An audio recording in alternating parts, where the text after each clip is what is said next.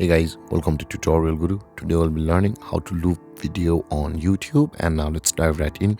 Now to loop videos on YouTube, first open up your YouTube app, and after that open up a video which you want to loop, or a song, maybe anything you want to loop, and tap on it. And let's pause the music for now. You can see at the top right corner of the screen there is the settings or the gear icon on this video.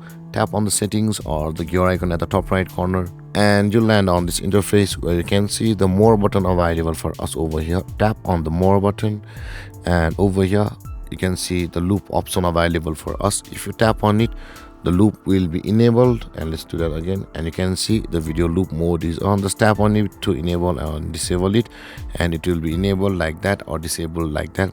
And guys, this is the way you'll how and guys, this is how you'll be able to loop videos on YouTube.